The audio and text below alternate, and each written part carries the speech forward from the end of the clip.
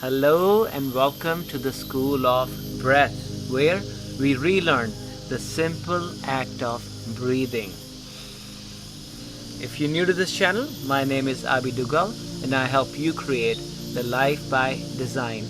In this video, we'll talk about what is pranayama and all the yogic practices and all the spiritual practices, including pranayama, asanas, hatha yoga, meditation, chanting, mantras, have one goal in common, and that's to increase the level of prana in your body so the quality of your life can be enhanced.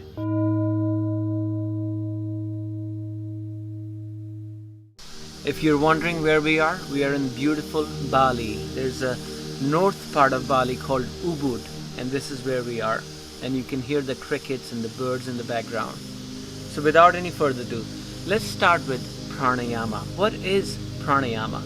Pranayama is a yogic technique of breathing to enhance the vital energy in your body.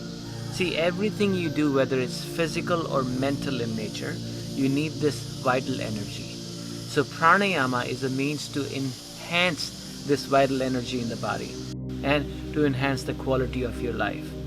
Pranayama is based on prana, effectively being able to use this prana, the energy of the body. So what is prana? See, prana is a Sanskrit word, combination of two words, pra and na, which means constantly moving. So that energy that is constantly in motion is called prana.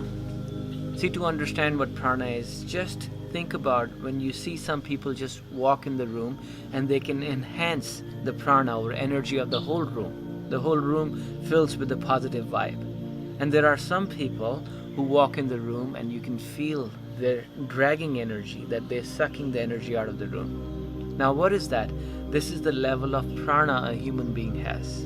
Just like the water goes from the higher level to the lower level automatically, the same way the prana flows through a person who has high level of prana to a person who has low level of prana, and this is just science.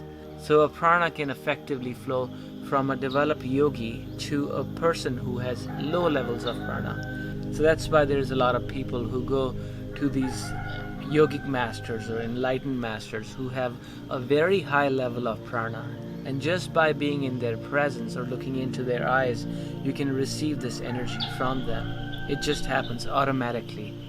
So what is prana? Prana is that vital energy. It's the vital energy present in the whole universe, and the whole universe is throbbing and thriving with this energy called prana. In different cultures, we have named this prana in different ways. In Chinese culture, we call this qi. In Japanese, we call it ki, and that's where all these modalities of reiki and qigong came into being. And then America, in Western countries, we call this vital energy. But it's essentially the same energy which is there in all the sentient beings and fuels all our physical and mental actions, including our voluntary and involuntary actions of the body. Each thought we think uses this energy. And all the yogic practices and all the spiritual practices, including pranayama, asanas, hatha yoga, meditation, chanting, mantras, have one goal in common, and that's to increase the level of prana in your body so the quality of your life can be enhanced. And now the existence of this prana has been proven by modern science with Kirlian photography, and it shows the aura around a human being and how it changes depending on one's mood and state of mind. And in yogic science, it has been described that this prana flows through Nadis or energy channels, and it's stored in chakras or energy vortexes. We'll talk about chakras in detail in the next video. And now science tells us that around every electric current there is a magnetic current. So you might have experienced it growing up, getting electrocuted.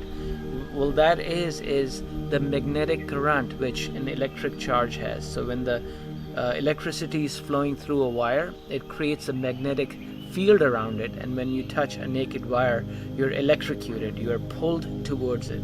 So in the same way, there is an electric current or prana going through our energy body, and it creates an energy vortex or magnetic field around a human being called your aura. And if you haven't seen the video of the aura, we've explained it in detail in this video. But for now, just stick around and we'll go through this video first. So we're born with a certain level of prana, and we maintain this prana in our bodies and mind on daily basis through the food we eat, the air we breathe, the thoughts we think, and our actions, and basically overall the quality of our life we lead. So how can you increase the level of this prana in your body so you can enhance the quality of your life? Well, the simple answer is through your breath. We tap into our breath, because my dear friends, the breath is the physical manifestation of this prana, and it's a great tool to work initially to develop an intuitive understanding of this prana. The practice of working with our breath to access deeper levels of mind and body dimensions and ultimately experiencing higher levels of consciousness is known as pranayama. So in this field of pranayama, there is 3 stages we work in pranayama. The first one is inhaling. So with the breath, you can do 3 things. You can inhale this breath, you can exhale this breath, and you can hold this breath, which is the most important. So in Sanskrit, you'll see when you read the literature about the breathing in pranayama, the inhale is called puraka, the exhale is called rechaka, and the retention of the breath is called kumbhak.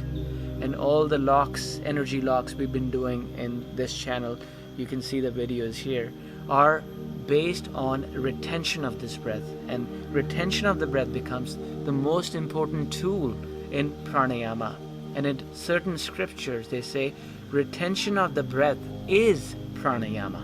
So technically speaking, pranayama is sometimes defined as this pause or retention in the movement of inhalation and exhalation. This pause is so important and is used as the single point of focus in various meditation modalities, including the most famous one in the West, transcendental meditation. Retention of breath is the key both on the physical level and beyond. On the physical level, this retention allows a longer period of time for our bodies to absorb oxygen into the cells.